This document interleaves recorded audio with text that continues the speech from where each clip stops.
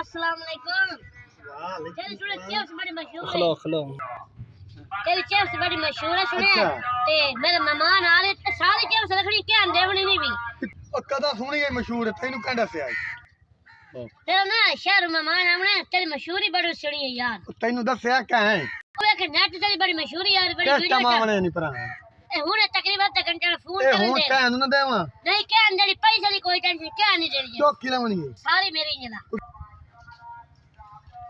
ਚੌਕੀ ਲਾਵਣੀ ਹੈ मैं कहा वाह वो लड़ी जितनी लड़ी है ना तेरी पैसे जरूर दे सकते हैं। ਕਿਲੋ ਦੋ ਲਾਵਣੀ ਹੈ नहीं जितनी लड़ी है तेरी तू क्या नहीं ਵੇਖ देनी ਕੇ ਮੈਂ ਦੂਏ ਨੂੰ ਨਾ ਦੇਵਾਂ ਤੇ ਤੂੰ ਬਸ ਅੜ ਤੇ ਗਿਆ नहीं नहीं यार मेहमान आ रहे की गल है? खसूसी मेहमान आ रहे ਜਾਨ ਕਹਿ ਰਹੀ ਹੈ हाँ खसूसी मेहमान आ रहे ਮੈਨੂੰ ਸਮਝ ਨਹੀਂ ਆਈ ਤੇਰੀ मैं खसूसी मेहमान आने पर ਕਿੱਥੋਂ शहर च ਤੇ ਕਹਿ ਕਰ ਨਹੀਂ चिप्स चाहिए ਚੌਕੀ वाह वाह के ਚਲੋ ਠੀਕ ਹੈ ਮੈਂ ਵੇਖ ਲੈਣਾ ਮੈਂ ਬਸ ਰੋਕੀ ਕਰ ਲਾਂਗਾ हाँ हाँ क्या नहीं देनी है। ਠੀਕ ਹੋ ਗਿਆ हाँ बस चंगी बस नहीं एक्स लाइयां आ रही हैं बढ़िया। ਮੈਂ ਕਿਤੇ ਬੁੱਢੇ ਅੜਕਲ ਨਾਲ ਤੂੰ ਪੂਰਾ ਬੇ ਕਰੇ ਨਾ नहीं और ही बना ले जा बाल ਚਲੋ ਬਣਾ ਲੈਨੇ ਲਾਇਆ ਮਹਿਮਾਨ ਜੇ ਲਿਆਉਣ ਤੇ ਮੈਨੂੰ ਦੱਸ चलो ठीक हो गया। ਠੀਕ ਹੋ ਗਿਆ यार मैंने फोन करे ना शायद कितने आ गया है।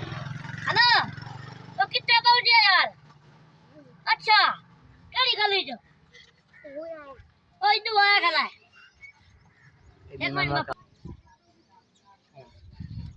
अस्सलाम वालेकुम आ गया नहीं बनाने हाँ जी यार मेहमान है। ये मैं उसे टाइम पे रोटी खाला और कितनी करनी दाल बड़ी कैसे करनी थी हाँ दाल बड़ी अब मैं दम्मी दे गया इतने दम्मी दे रोटी आज कितना हाँ ये बात तेरी रोटी नहीं दम्मी दे मेरे यार खाने मेहमान तक हुए दा आदमी अच्छा जम्मू वाला है अपना आना वे फलाने में कितनी नहीं पराना वे कला